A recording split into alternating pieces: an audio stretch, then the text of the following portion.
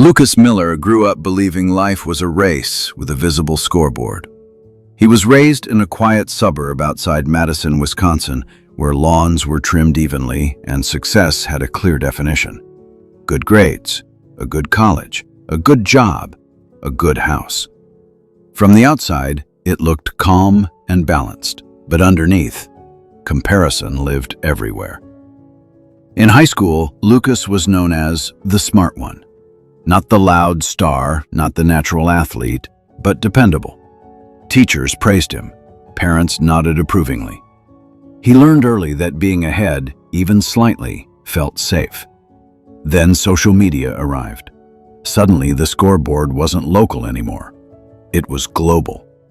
College acceptance posts, startup announcements, perfect gym bodies, engagement rings, promotion photos with captions like, "Grateful, blessed." Lucas attended a solid state university and studied data analysis. He worked hard, graduated without debt, and landed a job at a logistics firm in Chicago. On paper, he was doing fine. But fine never feels fine when you're constantly looking sideways. Every morning before work, Lucas scrolled through his phone while sipping coffee in his small apartment. His former roommate was now in Silicon Valley, working at a tech giant. A girl from his economics class had launched a wellness brand and was featured in a magazine. Another friend bought a house at 28. Lucas closed the app, but the weight stayed. At work, he started measuring his progress not by growth, but by distance, how far behind he felt compared to others. Meetings became quieter for him. Wins felt smaller. Motivation slowly leaked out, replaced by a quiet frustration he couldn't explain. One Friday evening, after a long week, Lucas took the train out to Lake Michigan. He often did this when his head felt crowded. The lake was calm that day, stretching endlessly, indifferent to ambition. He sat on a bench next to an older man feeding birds. The man wore worn sneakers and a faded jacket, nothing remarkable. They sat in silence for a while. Finally, the man spoke. "Funny thing about water," he said, tossing crumbs.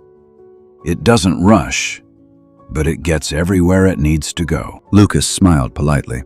The man glanced at him. "You look like someone trying to outrun an invisible clock."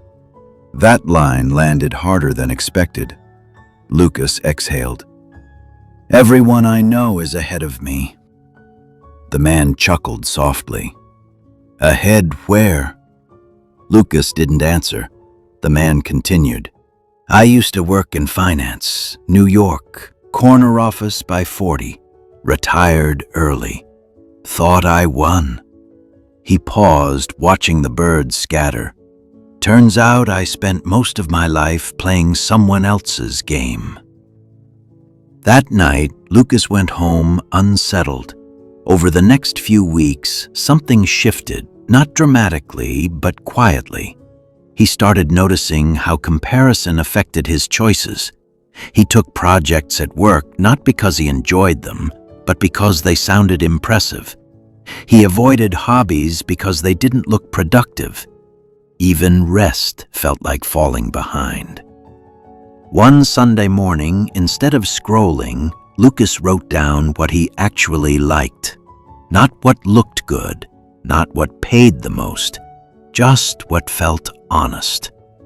He realized he enjoyed solving complex problems quietly. He liked mentoring junior coworkers. He liked structure, stability, progress that wasn't flashy. This wasn't failure, it was alignment. Months later, Lucas turned down a high-profile internal transfer that everyone said he should take. Instead, he moved into a specialized role that paid slightly less but allowed deeper focus. His manager was surprised. His friends were confused. For the first time, Lucas wasn't. He stopped tracking other people's milestones, not out of bitterness, but because they stopped being relevant. His energy returned. He slept better. Work felt meaningful again. One evening, while walking home through a busy Chicago street, Lucas noticed something simple. Everyone was moving, fast, slow, sideways, each to a different destination, and none of them were wrong. Comparison hadn't been pushing him forward, it had been pulling him away from himself. Lucas didn't become famous, he didn't launch a startup, he didn't win in the way social media celebrates. But he built a life that fit him. And for the first time, that was enough. Because the moment you stop comparing, you stop running someone else's race, and finally begin your own. Growth begins with awareness. Like this video if you're ready to grow, and subscribe for more powerful lessons every week.